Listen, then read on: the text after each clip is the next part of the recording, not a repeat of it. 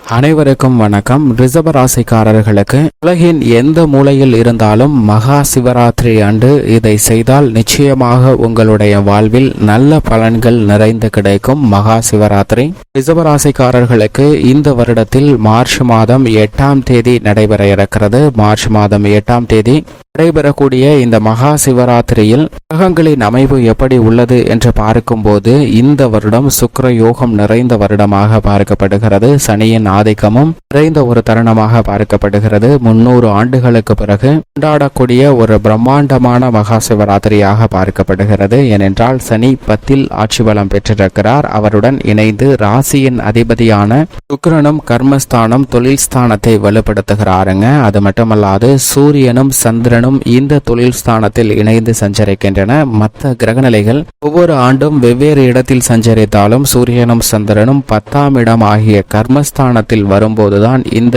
சிவராத்திரியானது மகா சிவராத்திரியானது ரிஷபராசிக்காரர்களுக்கு கொண்டாடப்படுகிறது. மேலும் இந்த வேளையில் கர்ம பாதிப்புகளை விளக்கக்கூடிய யோகத்தை சனீஸ்வரர் மற்றும் சுக்கிரன் ஆகிய 2 கிரகநிலைகளும் கொடுப்பது நிச்சயமாக ரிஷபராசிக்காரர்களுக்கு கூடுதல் சிறப்பான ஒன்றாக தான் அமைகிறது.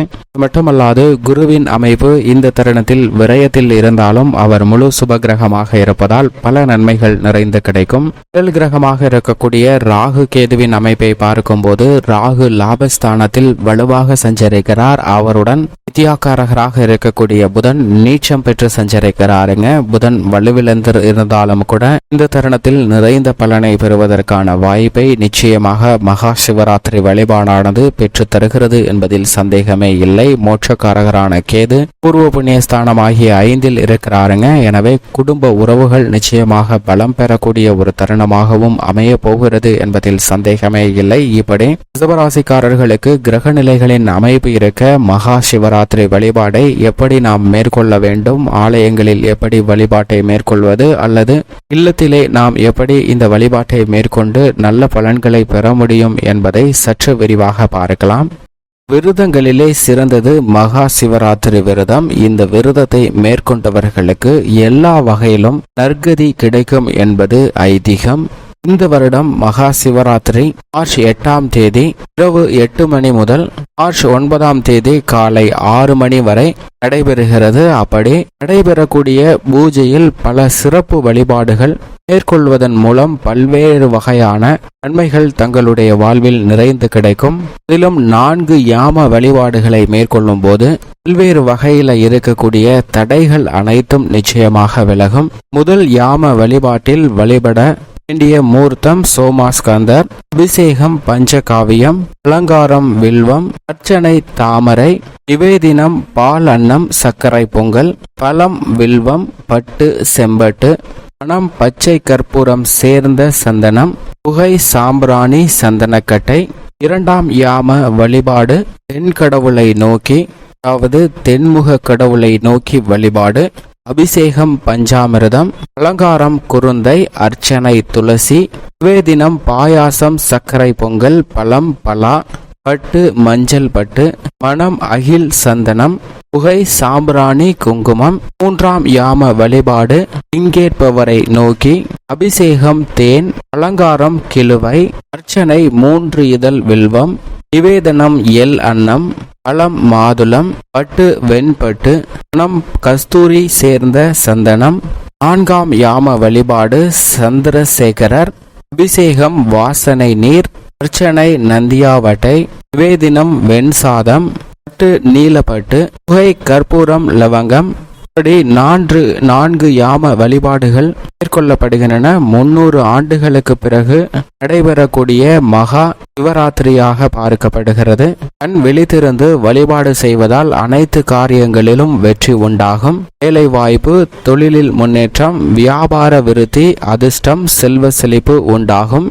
மகா சிவராத்திரி சுக்கிர வார பிரதோஷத்தில் வருவதால் பொருளாதார சிக்கல்கள் தீர்ந்து செல்வ வளம் பெருகக்கூடிய ஒன்றாகவும் அமைகிறது. இந்த சிவராத்திரியில் சனி பகவானையும் அவரை வழிநடத்தும் ஈசனையும் வழிபட்டால் உங்கள் தொழில், வியாபாரம், பதவி உயர்வு போன்ற அனைத்தும் திருப்திகரமாக அமையும். மேலும் உங்கள் ஜாதகத்தில் எல்லாவிதமான நவகிரக தோஷங்களும் நீங்கும். 5 யோகங்கள் ஒன்று கூடும் அபூர்வ மகா சிவராத்திரி நாளில் வழிபாடு செய்ய தவறாதீர்கள்.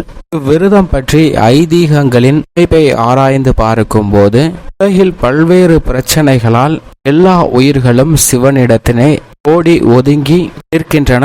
இந்த நிலையில் எல்லையில்லா கருணையுடைய அம்பிகை அக்கண்டங்களை தோன்றி இயக்கும் பொருட்டு இடைவிடாது தியானம் செய்தால் அப்போது இறைவன் தன்னுள் ஒடுங்கி இருந்த உலகங்களை மீண்டும் உண்டாக்கி உயிர்களை படைத்தருளினார். அப்போது உமையவள், சாமி, நான் தங்களை மனதில் தியானித்து போற்றிய காலம் சிவராத்திரி என்று பெயர் பெற வேண்டும் என்றும் அதனை சிவராத்திரி விரதம் என்று யாவரும் கடைபிடிக்க வேண்டும் என்றும் அதை கடைபிடிப்பவர்களுக்கு எல்லா நலன்களும் பெற்று முக்தி அடைய வேண்டும் என்றும் பிரார்த்தனை செய்தார். இறைவனும் அவ்வாறே அருள் புரிந்தார். இதைத் தொடர்ந்து இந்த சிவராத்திரி விரதம் பலரால் அனுசரிக்கப்பட்டது.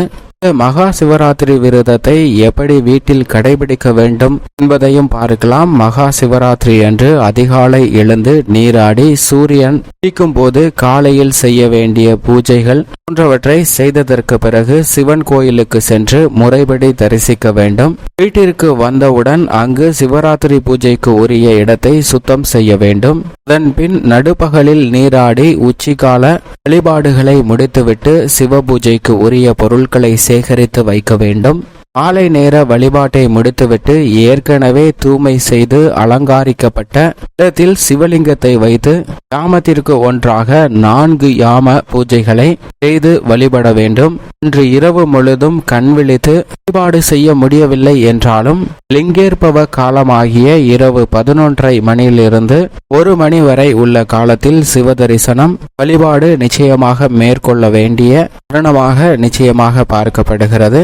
இது தவிர இந்த ஆண்டு விசேஷ 5 யோகங்கள் கூடும் நாள் என்பதால் முக்கிய இந்த 6 எளிய வழிபாட்டையும் மேற்கொள்ளலாம். விநாயகருக்கு அருகம்புல் வைத்து வழிபாடு செய்வதால் பல்வேறு வகையான சிரமங்கள் குறையும். சனீஸ்வரருக்கு எல் தீபம் ஏற்றி வணங்கி வருவதால் இந்த சிவராத்திரியில் வழிபாட்டை மேற்கொண்டால் நிச்சயமாக சுகபோக வாழ்க்கை நிச்சயமாக கிடைக்கும். சுக்கிர பிரதேசம் மகா சிவராத்திரி நாளில் வருவதால் நந்தி வழிபாட்டை மேற்கொள்வதாலும் மிகுந்த நன்மை உண்டு.